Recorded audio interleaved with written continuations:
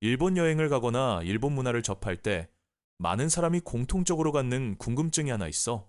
일본 사람들은 대대로 생선을 날 것으로 먹고 스시나 사시미를 거의 매일같이 즐기는데 왜 기생충 감염을 무서워하지 않을까 하는 점이지.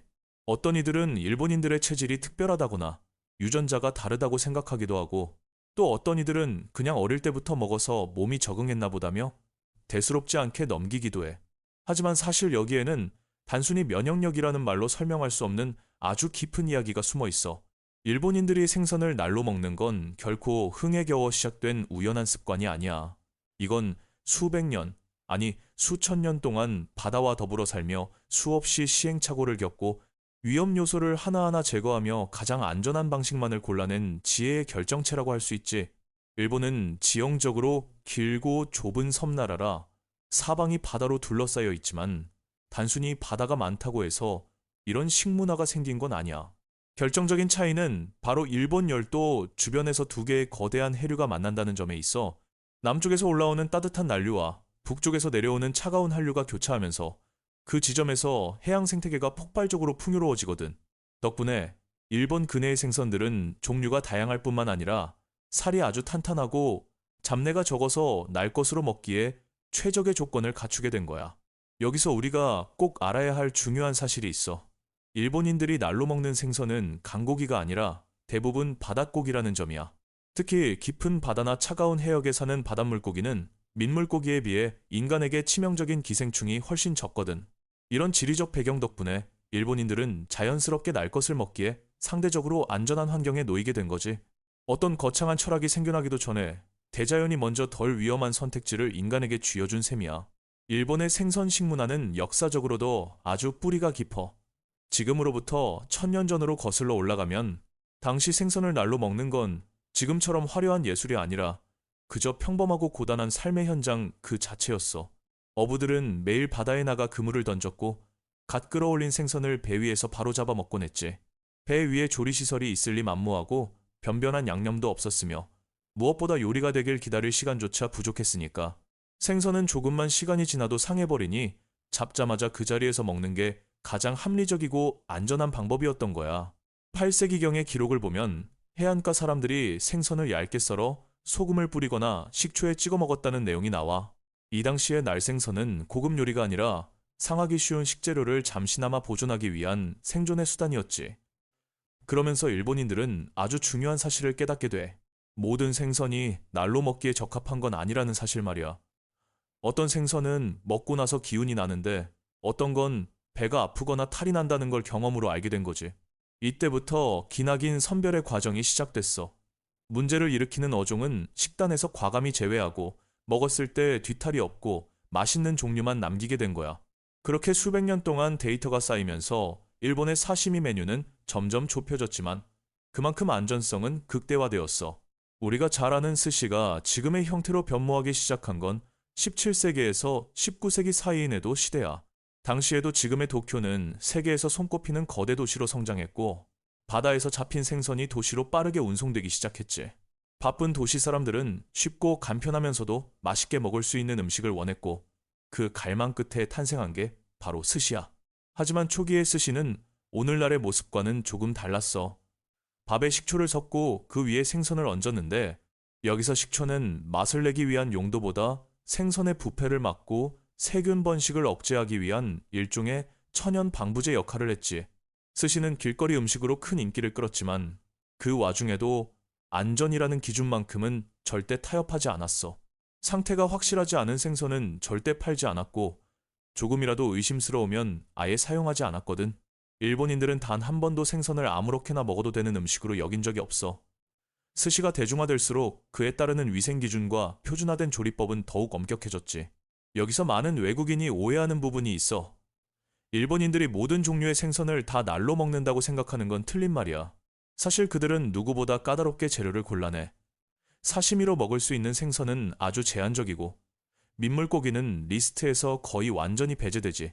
심지어 오늘날 스시의 꽃이라 불리는 연어조차도 기생충 위험 때문에 냉동 기술이 발달하고 노르웨이 등지에서 안전한 연어가 수입되기 시작한 최근 수십 년 전부터야 비로소 날로 먹기 시작한 거야. 일본인들의 머릿속에 날생선이란 단순히 익히지 않은 고기가 아니라 철저히 위험 요소가 통제된 식품이라는 인식이 박혀 있어. 현대에 들어와 냉동 기술이 비약적으로 발전하면서 일본의 안전 시스템은 한층 더 견고해졌어. 횟감용 생선은 반드시 아주 낮은 온도에서 급속 냉동 과정을 거치게 되어 있는데 이 정도 극저온에서는 기생충이 살아남을 수가 없거든.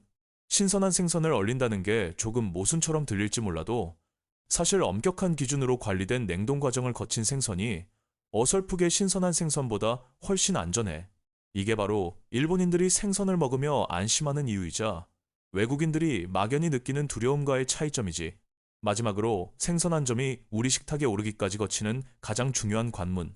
바로 셰프의 존재를 빼놓을 수 없어.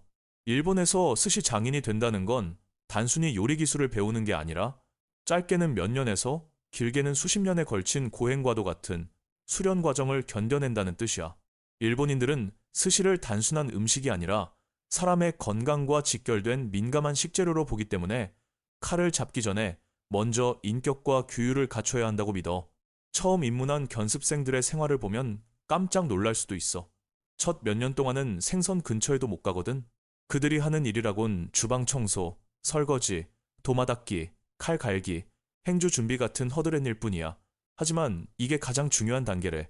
따분해 보이는 일을 하면서 눈으로는 스승이 생선을 고르는 법을 배우고 귀로는 생선을 손질하는 소리를 듣고 머리로는 스승이 안 좋은 생선을 발견했을 때 어떻게 대처하는지를 완벽하게 익히는 거지. 주방을 청결하게 유지할 줄 모르는 사람은 손님의 건강을 책임질 자격도 없다는 게 그들의 철학이야. 몇 년의 시간이 흘러 인내심을 증명하고 나면 드디어 밥 짓기를 허락받아. 별거 아닌 것 같지만 이게 엄청난 시험이야. 밥 아래 찰기, 공기층, 온도가 완벽해야 하거든. 밥이 너무 마르면 생선이 붙지 않고 너무 질면 쉽게 상해버려.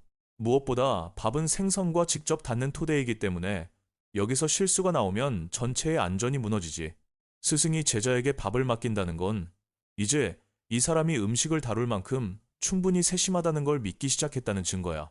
그 다음 단계가 생선 손질인데 이때도 바로 손님상에 내놓지는 않아. 껍질을 벗기고 내장을 제거하고 혹시 모를 기생충이 있는지 육안으로 꼼꼼히 확인하는 법을 배워. 어떤 상태가 안전한지, 고기 색깔이 어떠면 위험 신호인지, 겉보기에 맛있어 보여도 버려야 할 부위는 어디인지를 몸소 깨닫는 시간이지. 이 모든 험난한 과정을 통과해야 비로소 칼을 잡고 사시미를 썰 수 있어. 하지만 칼을 쥐었다고 해서 마음대로 할 수 있는 건 아니야.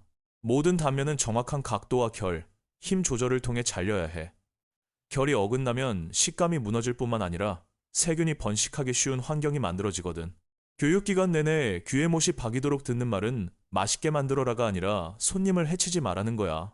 스시 한 점은 곧 셰프의 약속이자 책임이야. 만약 문제가 생긴다면 그건 생선 탓도 바다 탓도 아닌 칼을 쥔 요리사의 책임이라는 걸 뼛속 깊이 새기는 거지. 장인이 된 후에도 이들의 삶은 변함이 없어. 세계적으로 유명한 셰프들도 매일 아침 직접 수산시장에 나가 생선을 고르고 살결을 확인해. 남을 못 믿어서가 아니라 책임이란 건 남에게 온전히 떠넘길 수 없는 것이라는 스시 문화의 가르침 때문이야. 그래서 일본인들은 생선을 먹을 때 불안해하지 않아. 단순히 운이 좋으면 안 걸리겠지 라는 막연한 기대가 아니라 한 명의 장인이 만들어지기까지 거친 그 가혹하고 정교한 훈련 과정을 전적으로 신뢰하기 때문이지. 그들에게 생선을 써는 행위는 기술을 넘어 자신의 자존심과 절제력을 시험하는 도덕적 행위와도 같아. 물론 식사 때 곁들이는 조연들의 역할도 커.